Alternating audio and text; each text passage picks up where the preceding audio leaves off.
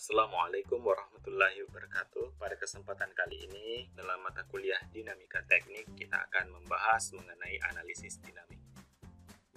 Sebagaimana yang kita ketahui, dinamika itu merupakan ilmu yang mempelajari tentang gerak suatu mekanisme atau mesin dengan meninjau gaya-gaya yang menyebabkan terjadinya gerakan.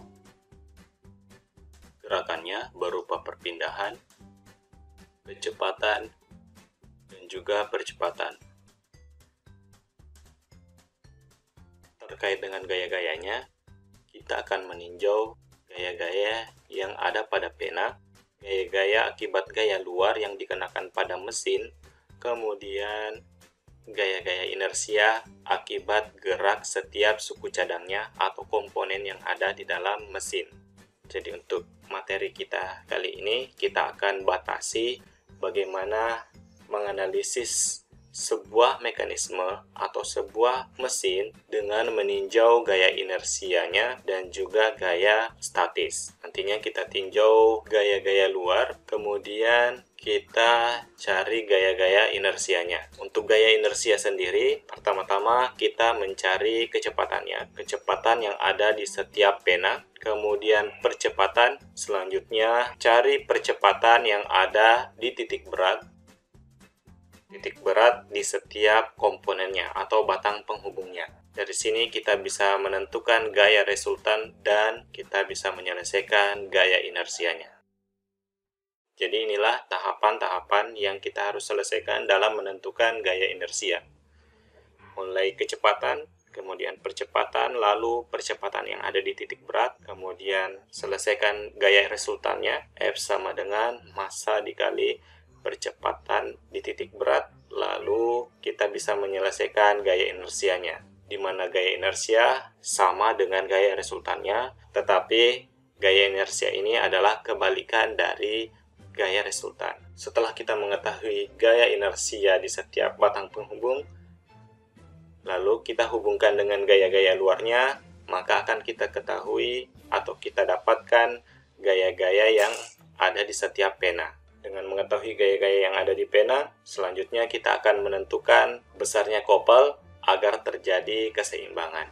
Untuk memudahkan dalam memahami materi kita mengenai analisis dinamik, kali ini kita akan mencoba menyelesaikan gaya-gaya yang ada di mekanisme mesin Powell, di mana diketahui ada gaya luar sebesar 50 Newton. Kemudian, kecepatan sudut pada batang penghubung 2 sebesar 2 radian per sekon, dan kecepatan sudutnya ini adalah konstan, serta berputar searah jarum jam. Adapun ukuran dari batang penghubungnya dapat kita lihat di soalnya, mulai dari O12A, AB, O14B, O14C, dan CD. Demikian halnya lokasi dari titik beratnya, mulai dari O2G2, AG3, O4G4, dan juga CG5. Ini letak dari G2, G3, G4, dan juga G5. Untuk mencari gaya inersia dan juga lokasi dari gaya inersia pada setiap batang penghubung, dibutuhkan berat dari tiap-tiap batang penghubungnya, mulai dari W2 hingga W6 diketahui, dan juga inersianya. Yang ingin dicari di sini adalah berapa besarnya gaya-gaya yang ada di setiap pena akibat gaya luar sebesar 50 Newton dan dipengaruhi oleh gaya inersia. Selain gaya yang ada di setiap penanya, kita akan mengetahui pula kopel yang ada di batang penghubung 2. Bagaimana penyelesaiannya? Kita lihat pada proses selanjutnya.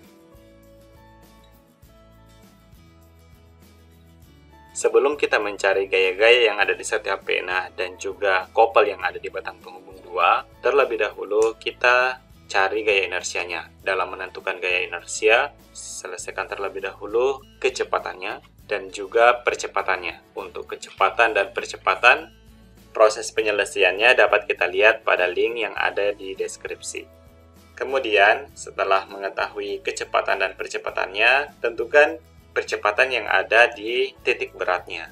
Di sini kita lihat poligon percepatannya sudah ada AG2, AG3, AG4, AG5, hingga AG6. Dari percepatan yang ada di titik beratnya ini, kita bisa selesaikan gaya resultan dan juga gaya inersianya. Penyelesaian gaya inersia pada setiap batang penghubung di mekanisme mesin Powell bisa kita lihat link yang ada di deskripsi. Untuk menentukan gaya-gaya yang ada di setiap pena, kita coba pisahkan tiap-tiap batang penghubungnya, kemudian kita identifikasi gaya-gaya yang ada.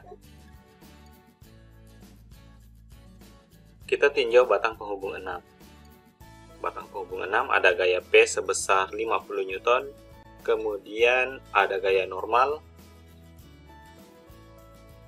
Kita berikan penamaan dengan F16. Selanjutnya ada gaya dari batang penghubung 5, F56. Di batang penghubung 5 ada F65 dan juga F45.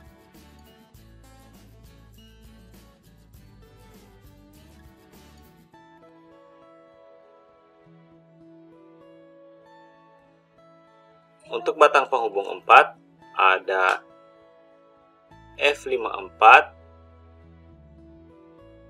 F14, dan juga F34. Untuk batang penghubung 3 ada F34 dan juga F23. Yang terakhir di batang penghubung 2 ada F32 dan juga F12. Kembali kita tinjau batang penghubung 6 dan juga batang penghubung 5. Karena ada gaya inersia F5 di batang penghubung 5, kita coba tinjau gaya yang ada di pena D dengan membagi menjadi F65 sentripetal atau F65 normal dan juga F65 tangan sial. Untuk F65 tangan sial, kita bisa selesaikan di batang penghubung 5 dengan membandingkannya dengan gaya inersia F5.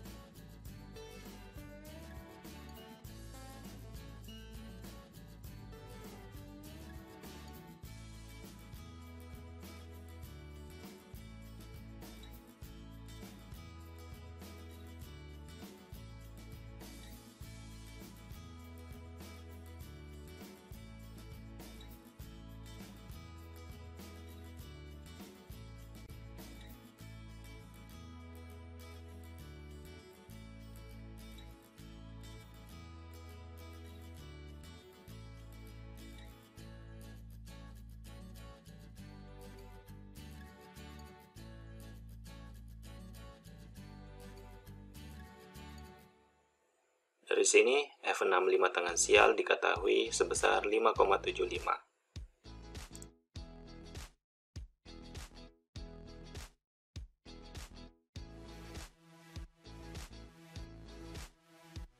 Dengan mengetahui F65 tangan sial, maka F56 tangan sialnya juga kita ketahui, di mana F56 tangan sial besarnya sama dengan F65 tangan sial, tetapi arahnya berlawanan. Sekarang kita tinjau batang penghubung 6 dengan memasukkan F56 tangan sial dan juga F56 normal.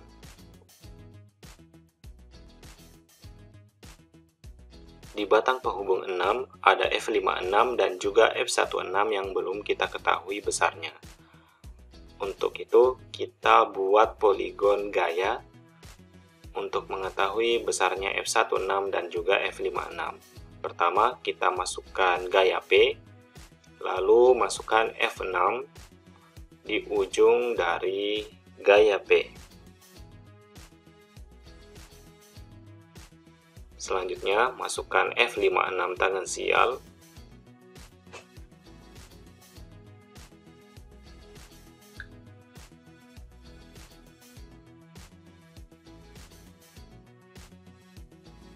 Kemudian masukkan F56 normal dan juga F16.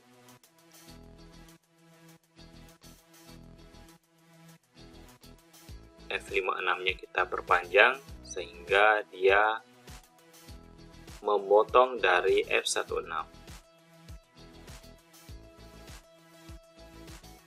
Dari sini F16 dan juga F56 diketahui.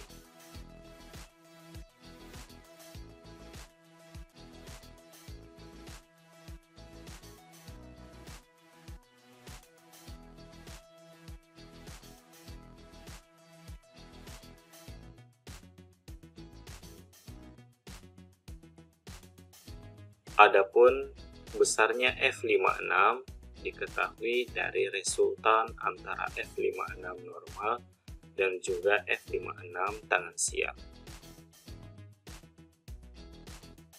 Selanjutnya, setelah mengetahui F56, kita lanjut ke batang penghubung 5. F65 besarnya sama dengan F56, namun arahnya berlawanan. Karena F65 dan F5 sudah diketahui, maka kita bisa membuat poligon gaya untuk menentukan besarnya F45. Terlebih dahulu, bisa dimasukkan F65, kemudian F5, lalu hubungkan antara F65 dan F5, itulah F45.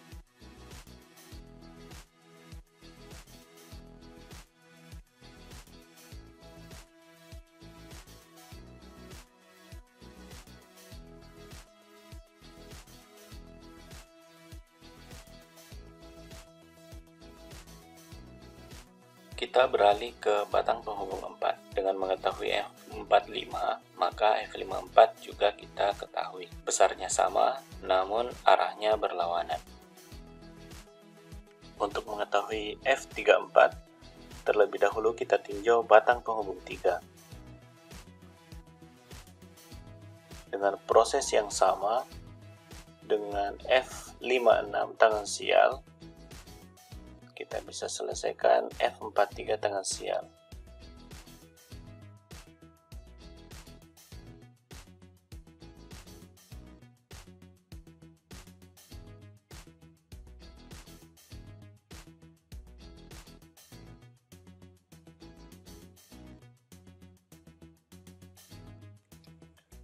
Gunakan perbandingan antara F43 tangan sial dengan F3.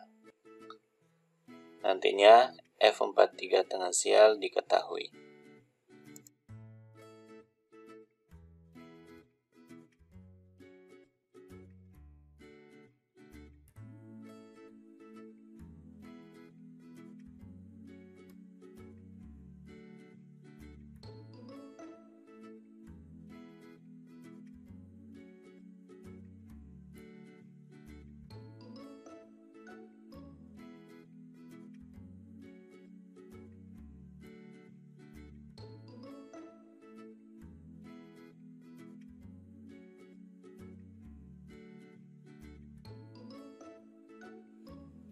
Jika titik A kita jadikan sebagai acuan, maka F3 arahnya searah jarum jam, sehingga F43 berlawanan arah jarum jam.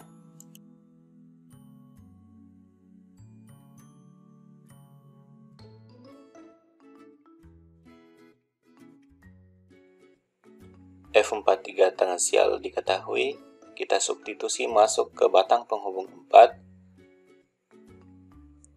menjadi F34 tangan sial. Kita gambarkan pula F34 normal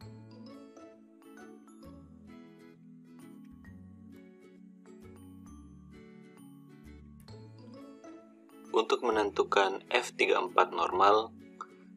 Kita cari dengan menggunakan persamaan momen. Untuk itu kita cari jarak tiap-tiap gayanya dengan titik acuan O14.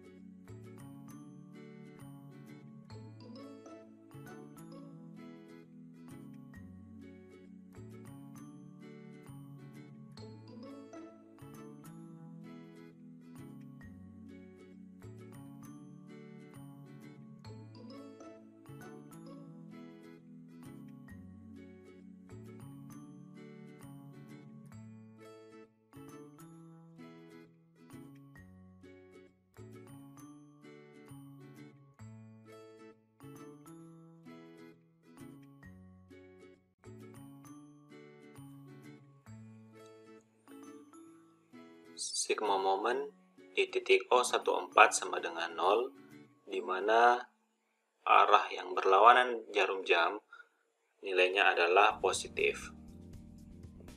Masukkan semua gaya-gaya yang ada, tentunya gayanya dikali dengan jarak.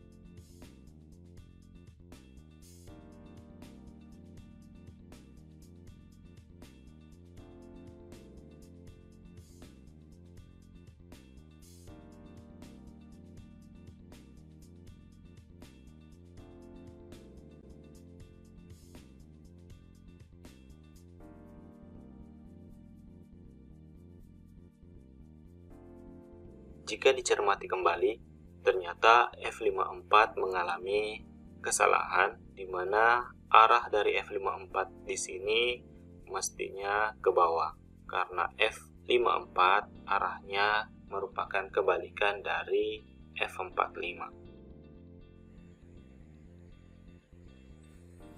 Jadi, perhitungan teoritisnya juga kita ubah, yang semula F54-nya berlawanan arah jarum jam menjadi searah jarum jam. Sehingga di sini F54-nya nilainya adalah negatif. Kemudian dipindahkan jadinya F5 positif. Sehingga didapatkan di sini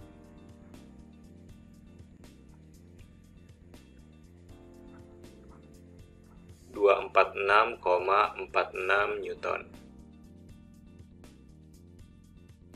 Karena nilainya positif, maka F34 normal berlawanan arah jarum jam.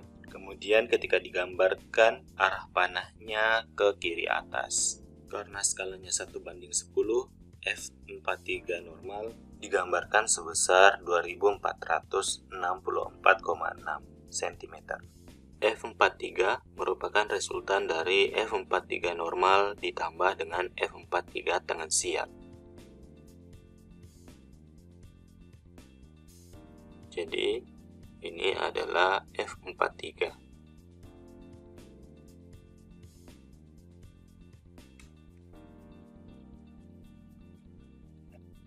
Selanjutnya, kita akan mencoba menyelesaikan F14 dengan menggabungkan gaya-gaya yang ada, F54 dan juga F4. Hubungkan dengan F34.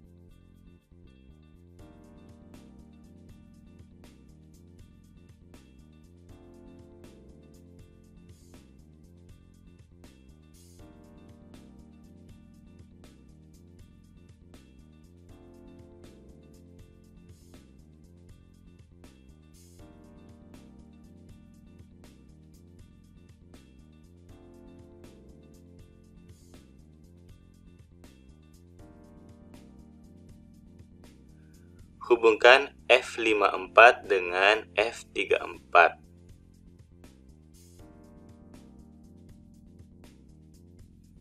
Nantinya kita dapatkan nilai dari F14.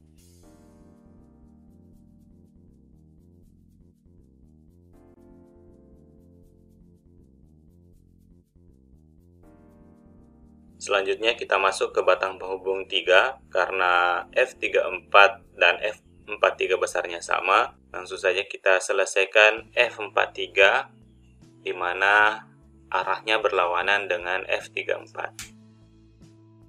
F43 dan F3 diketahui, maka F23 bisa diselesaikan dengan menggunakan poligon gaya.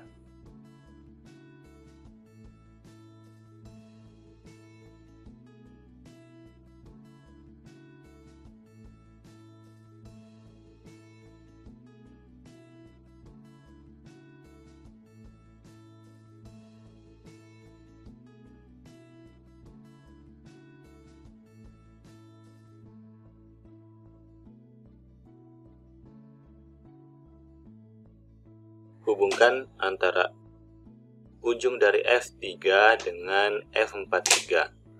Maka didapatkanlah nilai F23.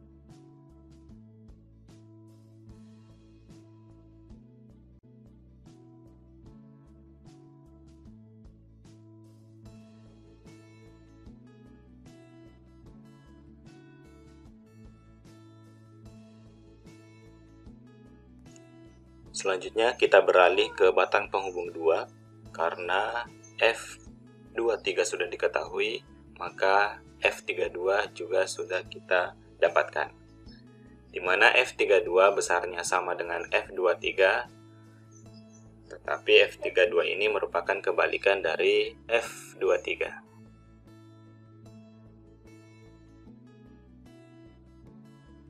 Karena ada F32 dan F2, maka kita satukan menjadi resultan F2 ditambah F32. Hubungkan F32 dengan F2 dalam poligon gaya.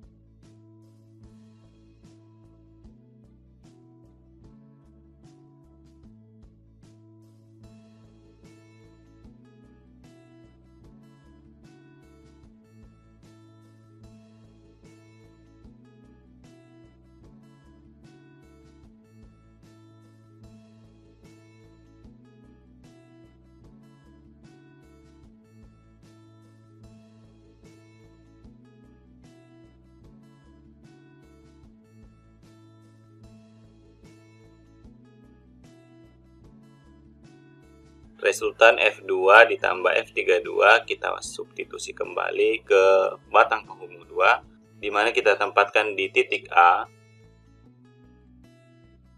sehingga F12 bisa kita selesaikan.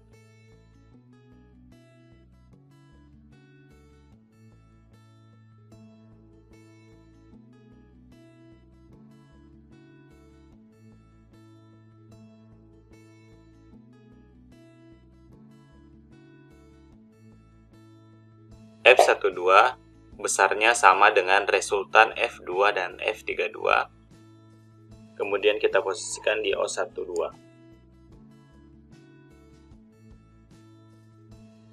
F12 arahnya berlawanan dengan resultan F2 ditambah F32.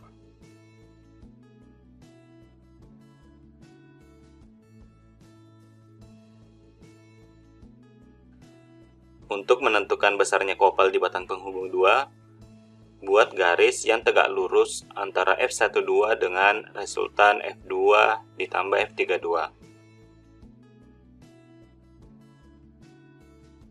Dengan menggunakan persamaan T2 sama dengan F12 dikali H, masukkan nilai dari F12